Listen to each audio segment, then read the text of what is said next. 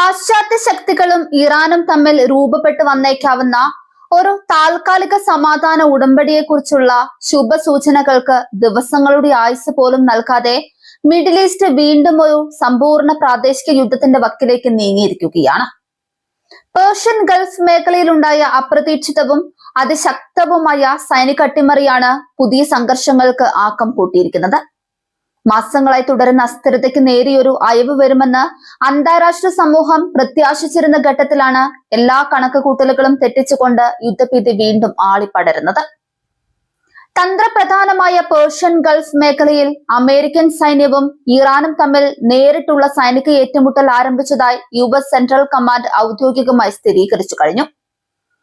ആഗോള ഇന്ധന വിപണിയുടെ ജീവനാഡിയായ സ്ട്രെയിറ്റ് ഓഫ് ഹോർമുസിന് തൊട്ടടുത്തുള്ള ഇറാന്റെ തന്ത്രപ്രധാനമായ ഗേഷ് ദ്വീപിന് നേരെയാണ് അമേരിക്കൻ വ്യോമസേന ശക്തമായ ആക്രമണം നടത്തിയത്. ഈ കടുത്ത സൈനിക നീക്കത്തെ കേവലം ഒരു സ്വയം പ്രതിരോധ നടപടി എന്നാണ് US കമാൻഡ് വിശേഷിപ്പിച്ചത്. എന്നാൽ ഇറാന്റെ പരമാധികാര മണ്ണിലേക്ക് നേരിട്ട് മിസൈലുകൾ തൊടുത്തുവിട്ടുകൊണ്ടുള്ള അമേരിക്കയുടെ ഈ നീക്കം നിലവിലുള്ള എല്ലാ അന്താരാഷ്ട്ര നയതന്ത്ര ചട്ടങ്ങളുടെയും ലംഘനമാണെന്നാണ് മോസ്കോയും ബെയ്ജിങ്ങും ഉൾപ്പെടെയുള്ള രാജ്യങ്ങൾ വിലയിരുത്തുന്നത്. ഈ പെട്ടെന്നുള്ള സൈനിക പൊട്ടിത്തെറിക്ക് തൊട്ടു മുൻപുള്ള മണിക്കൂറുകളിൽ കടലിൽ നടന്ന വലിയൊരു സംഘർഷമാണ് കാര്യങ്ങൾ ഈ പരിധിയിലേക്ക് എത്തിച്ചത്. അമേരിക്ക ഏർപ്പെടുത്തിയിരിക്കുന്ന കടുത്ത സാമ്പത്തിക ഊർജ്ജ ഉപരോധങ്ങൾ ലംഘിച്ചുകൊണ്ട് അന്താരാഷ്ട്ര കടലതിർത്തിയിലൂടെ സഞ്ചരിക്കാൻ ശ്രമിച്ച ഒരു ഭീമൻ എണ്ണക്കപ്പൽ US നാവികസേന തടഞ്ഞിരുന്നു. തങ്ങളുടെ എണ്ണക്കപ്പലിന് നേരെയുണ്ടായ US നാവികസേനയുടെ കടന്നുകയറ്റത്തെ ചെറുക്കാൻ ഇറാനിയൻ റവല്യൂഷണറി ഗാർഡ് കോർപ്സിന്റെ കപ്പലുകൾ രംഗത്തെത്തിയതോടെ കടൽ യുദ്ധക്കളമായി മാറി.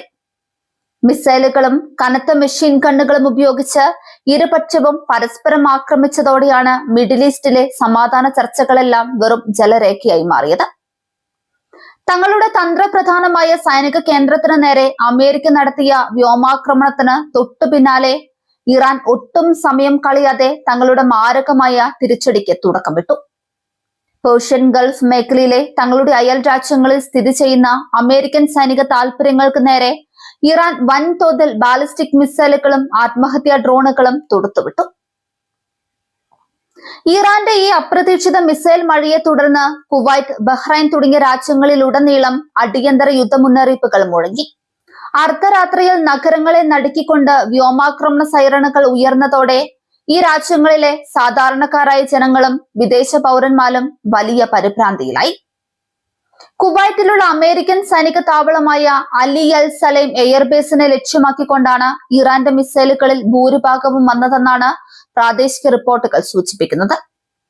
കുവൈറ്റിന്റെ വ്യോമ പ്രതിരോധ സംവിധാനങ്ങളും അമേരിക്കയുടെ പാട്രിയറ്റ് മിസൈലുകളും ചേർന്ന് ഇറാന്റെ ചില ആയുധങ്ങളെ ആകാശത്ത് വെച്ച് തകർത്തെങ്കിലും കനത്ത സ്ഫോടന ശബ്ദങ്ങൾ നഗര അതിർത്തികളെ നടുക്കിക്കൊണ്ടേയിരുന്നു.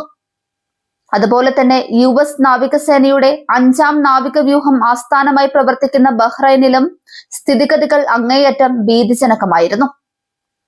ബഹ്റൈനിലെ തന്ത്രപ്രധാന കേന്ദ്രങ്ങൾക്ക് നേരെ വന്ന ഇറാനിയൻ ഡ്രോണുകൾ വലിയ തോതിലുള്ള നാശനഷ്ടങ്ങൾ ഉണ്ടാക്കിയതായാണ് അന്താരാഷ്ട്ര മാധ്യമങ്ങൾ റിപ്പോർട്ട് ചെയ്യുന്നത്. അമേരിക്കൻ പ്രസിഡന്റ് ഡൊണാൾഡ് ട്രംപ് ഭരണകൂടം വിഭാവനം ചെയ്ത ഇറാൻ തന്ത്രങ്ങളുടെയും മിഡിൽ ഈസ്റ്റ് നയങ്ങളുടെയും വലിയൊരു പോരായ്മയാണ് ഇതിലൂടെ തുറന്നു കാട്ടപ്പെടുന്നത്. ഇറാനെ പൂർണ്ണമായി ഒറ്റപ്പെടുത്താമെന്നോ അല്ലെങ്കിൽ സമാധാന ചർച്ചകളിലൂടെ അവരെ വരുതിയിലാക്കാമെന്നോ ഉള്ള വാഷിംഗ്ടണിന്റെ ധാരണകൾ പാളുന്ന കാഴ്ചയാണ് കാണുന്നത്. ഈ കടുത്ത സൈനിക ഏറ്റുമുട്ടൽ ആഗോള സാമ്പത്തിക രംഗത്തും പ്രത്യേകിച്ച് ഇന്ധന വിപണിയിലും വലിയ പ്രത്യാഘാതങ്ങൾ ഉണ്ടാക്കാൻ തുടങ്ങിയിട്ടുണ്ട്.